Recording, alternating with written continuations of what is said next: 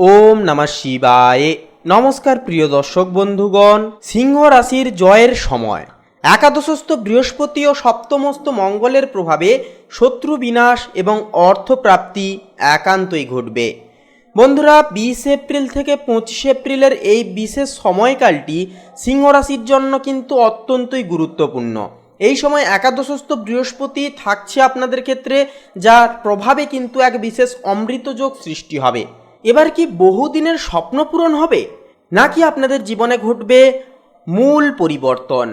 তো বন্ধুরা, জ্যোতিষ শাস্ত্র অনুযায়ী 20 এপ্রিল থেকে 25 এপ্রিলের এই বিশেষ সময়কালটি সিংহ রাশির জন্য অত্যন্তই শক্তিশালী একটি সময় হবে। আপনার রাশির ঠিক একাদশ ঘরে দেবগুরু বৃহস্পতির অবস্থান নির্দেশ করছে যে আপনার আয়ের উৎসকে মজবুত করার পাশাপাশি বড় কোনো আশা এই সময় কিন্তু আপনাদের পূরণ ঘটবে।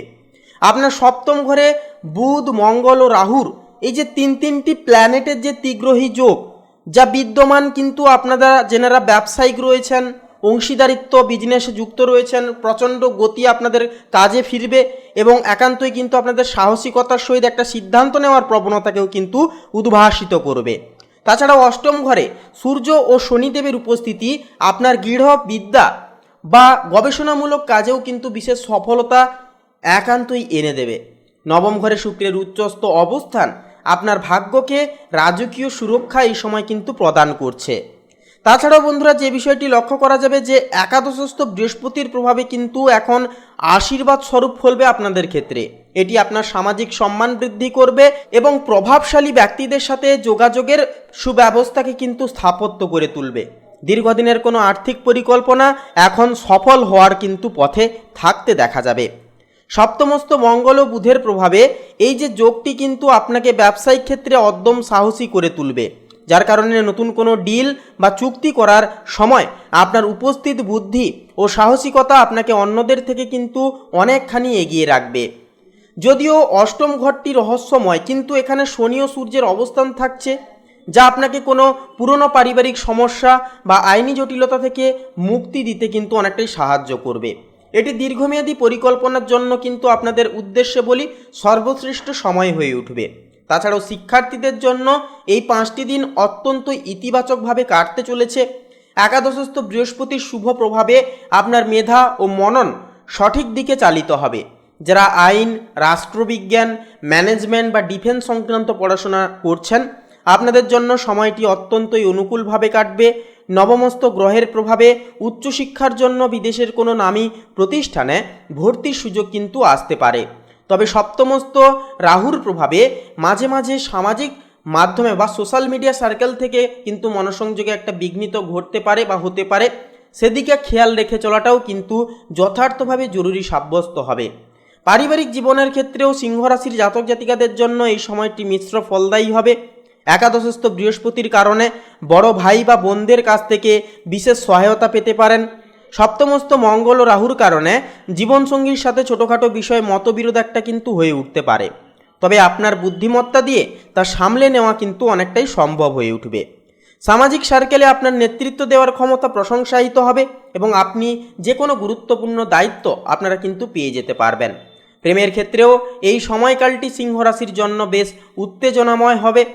পাশাপাশি সপ্তম ঘরে রাহু ও মঙ্গলের অবস্থানের কারণে সম্পর্কের মধ্যে এক ধরনের প্যাশন বা তীব্রতা বোধ কিন্তু এই সময় জীবনে একটা কাজ করতে পারে।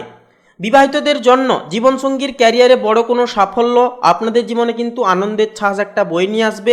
তবে দাম্পত্য জীবনে ভুল বুঝাবুঝি এড়াতে খোলামেলা আলোচনা করাটাও কিন্তু যথার্থভাবে প্রয়োজন সাব্যস্ত হয়ে উঠবে। যারা অবিবাহিত জাতক জাতিকা রয়েছেন, আপনাদের জন্য কিন্তু কোনো সাহসী পদক্ষেপ বা প্রপোজাল এই সময় কিন্তু আসার একটা চান্স দেখা যাবে। কর্মজীবনেও কিন্তু আপনি এই সপ্তাহে এক অপ্রতিদ্বন্দ্বী অধিপতি হিসেবে নিজেকে প্রতিষ্ঠিত করবেন।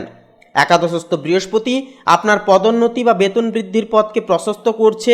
যারা পলিটিক্স, মার্কেটিং, লোহা বা টেকনিক্যাল কাজের সাথে যুক্ত, আপনাদের জন্য এই 5টি দিন অত্যন্তই লাভদায়ক তথা লাভজনক হয়ে উঠবে। অষ্টমস্থ শনি ও সূর্যের প্রভাবে কর্মস্থলের কোনো গোপন ষড়যন্ত্র আপনি খুব সহজেই ধরে ফেলতে পারবেন এবং তার যোগ্য জবাবও কিন্তু দিয়ে তুলতে পারবেন। আর্থিক ব্যবস্থাপনার ক্ষেত্রেও বলি 20 এপ্রিল থেকে 25 এপ্রিলের সময়টি আপনার জন্য অত্যন্তই শক্তিশালী। একাদশ ঘর হলো লাভের ঘর, আর সেখানে দেবগুরু বৃহস্পতির যে অবস্থান যা নির্দেশ করছে যে আপনার আয়ের একাধিক পথ কিন্তু এই সময় খুলে যাবে। পুরনো কোনো বিনিয়োগ থেকে মুনাফা আসারও কিন্তু প্রবল একটা যোগ বা চান্স কিন্তু এই সময় একটা লক্ষ্য করা যাবে।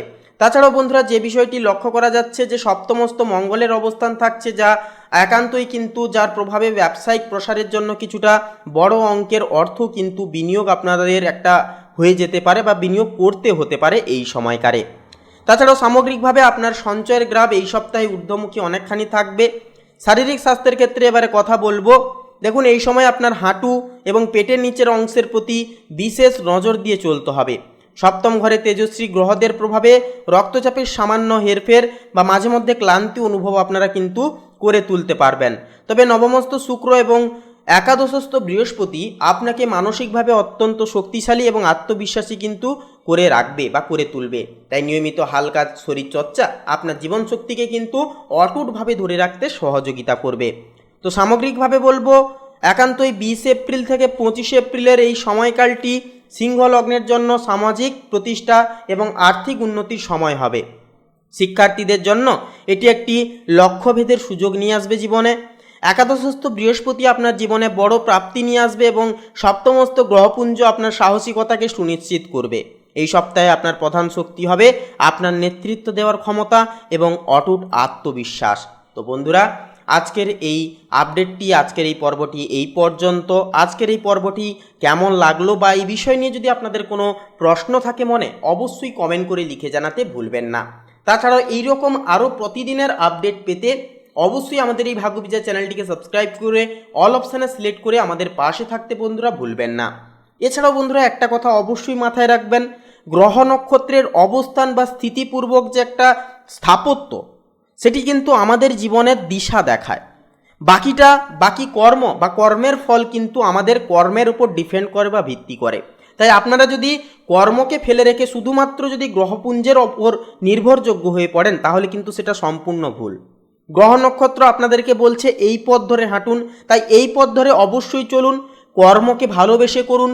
আপনারা ডেডিকেশন মাফিক আপনারা প্রত্যেকটা ডিসিপ্লিন অনুসরণ করে প্রত্যেকটা সম্পর্ক আপনারা প্রতিস্থাপন করুন এবং অবশ্যই বলবো কর্ম করে যান। বাকিটা সময়ের হাতে অবশ্যই ছেড়ে দিন, আপনাদের মঙ্গল হবেই হবে। তো বন্ধুরা, আপনারা ভালো থাকুন, সুস্থ থাকুন, সচেতন থাকুন।